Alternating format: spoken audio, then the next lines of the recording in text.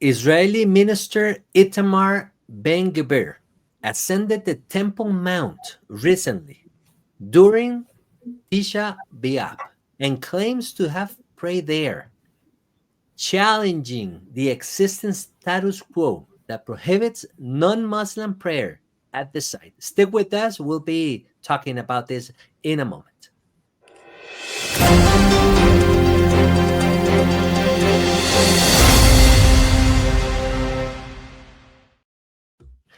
Shalom Torah fans, and welcome to this Rood News segment. Great to have Tzvi and Matt with me today. Hello, guys. Matt, what's going on in Israel? What's going on with this Israeli minister, Mr. Ben-Gvir, going up there? What's the big deal about praying up there? Why is it important? Why is it relevant? I mean, why are we reading this on the news? Why does it make it even to the news? I mean, what's the big deal? Tell us. Well, this is unprecedented, and the reason why is this is not. It's a sharp departure from previous restrictions. In this case, the police are allowed open singing and open prayer on the Temple Mount for Tisha B'Av. This is not something that normally is allowed. Yeah, I mean, since I remember, I've never seen anything like this to this scale. Okay, all right. So I remember though, there was an instance that Michael Rood spoke about in the past when Ariel Sharon did that. And Michael was all up in arms, and he was like, no, this is the beginning of the tribulation. And in the aftermath of that, there was an intifada, right? That's true. Because it is a political stance, right? We have this status quo going on since the 6-Day War, when Israel took over Jerusalem. They could have taken over everything, the whole West Bank. This is the holiest site. We don't know what happened. Who did they make an agreement with? All the things that went behind the scenes. I heard, with different secret agreements. But the fact of the matter is that Israelis have restricted access to the holiest place, because for Muslims it's the third holiest place, right? But us, wait. I mean, this is part. This is the Temple Mount we're talking about. This is part of the Jerusalem area. I mean, how come? Isn't this governed by the Israeli forces or authorities? This is not part of the Israeli territory itself. I mean, how does that work? If I go to Israel, if I want to go up there to the Temple Mount and I want to do my prayers over there, you're saying I cannot do that? Is that the case? I mean, it is a delicate situation. This reminds me a lot, saving the distance, but some tyrannical countries like the UK has restrictions on Christians praying near abortion clinics when they go and pray there, for the mom and for the baby, and they are detained. It's like, how do you know if they are praying? Jewish people may be a little bit outward praying, with the davening, what it's called, out loud reciting prayers. Now, if you're praying inside of your head, I don't think anybody will be able to tell. But this is not what Ben-Gvir did. He went boldly, after the fact and said, yes, I pray there. Like, this is a bold stance. And, for any person watching, they will be like, I mean, every Jew should have the right to pray there. I mean, they're not harming anyone. They're, just praying. What's wrong with that? But that's how it is. Matt, and I was reading here a quick article that says that this specific site, and this probably helps us answer that question. It says it's managed by a Jordanian religious trust under an agreement that permits Jewish visits but forbids Jewish prayer. This is what Tzvi was telling us then. So basically, people cannot go out there and do what this guy did, what this minister did, and with all the singing and prayer, right?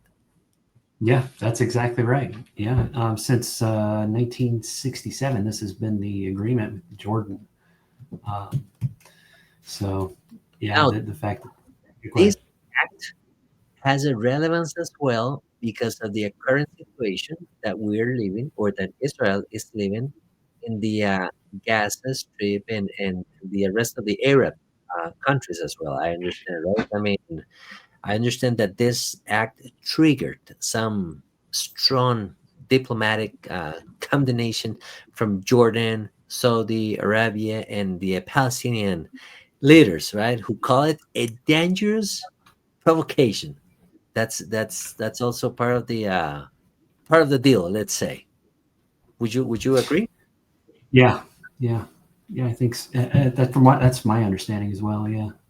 All right, all right. Now, from So a biblical perspective, I'm sorry, Tvi, go ahead, go ahead. We'll get yeah, no, into and the biblical I think perspective. I was going there as well. So what day does Ben-Gvir go there to pray? You mentioned in the beginning, he goes on the day of Tisha B'Av, the ninth day of the Jewish month of Av, that is the fifth month, and the significance is that on this day that is observed by the whole Jewish community worldwide and especially in Israel is a day of mourning where it is commemorated a lot of calamities in the history of the Jewish people, both in more modern and ancient times, but especially the destruction of both the first and the second temple by the hands of the Babylonians and the Romans on the same day, right? So That's right. now he's going on that day and praying at the place where the temple is supposed to be rebuilt. Yeah, and his religious convictions are also aligned with the Temple Institute, people that are pushing for finding the red cow, and be able to reinstitute temple sacrifice. Obviously they don't believe in Yeshua as the Messiah, right? But Mhm. they have a very fervent belief that doing these things and taking over this is going to precipitate the coming of the Messiah. So they Right. do want to do these things, and they are interweaved with a secular government, right? Because in every other respect, we will be like, so these are religious fanatics, right? If these people were like leading Iran, like we will be like, these are religious fanatics, right? But they're in the government of Israel. So Netanyahu is in the middle of this, right? So between these people, between the people that are like more like normal, middle of the way, So This is kind of like opening the possibilities for the rebuilding of the third temple. Let's you know, let's say, right now, in terms of the Institute of the Temple, Matt, can you give us a little bit more information about this group? What do they do, and what do they have? I understand that they have some things ready when the third temple comes. Is that right? From what I understand, yeah, they're in charge of putting that together. From you know, uh, I, I've heard things like they have a prefab ready for the temple to go up fast, and I've heard they have they're developing a Sanhedrin, a priesthood. Um, practicing the sacrifices and what the priests are going to be doing in the temple. So yeah, Wow, it's a big quite deal. interesting. Yeah. if Yeah. we start seeing this type of actions from the people of Israel, from Jews going up to the Temple Mount, I mean, it would be interesting to see, or to start listening news about, the rebuilding of the third temple. That's exciting times. Yeah. I understand that there's a prophecy on Isaiah, actually on Isaiah 56:7. I have here that it speaks of the temple as a house. I'm sorry, as a house of prayer for all nations, a house of prayer for all nations, being Hmm. the Jews the first ones going up there, and then the rest of the nations. We understand also from the book of Isaiah that there's also a prophecy that Zion, Jerusalem, would be a light to the nations, right? Where the Torah will come Right. from, and the nations will be.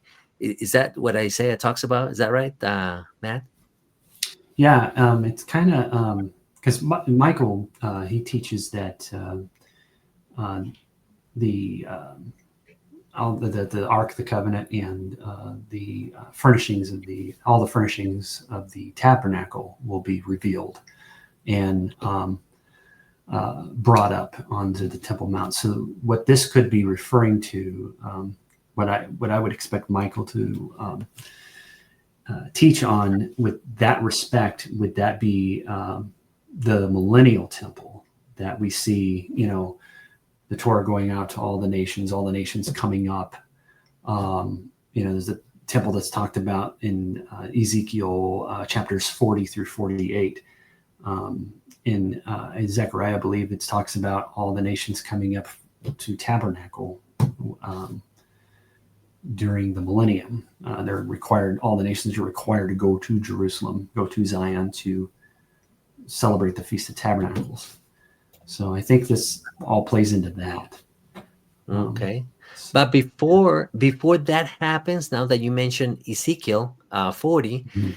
we have to remember that there's also another prophecy that comes before that, right? Which is Mhm. Ezekiel 37, when it Yeah. talks about the vision of the dry bones and all that. Mhm. This could be, do you think this could be part of that, Sure. Yeah, absolutely.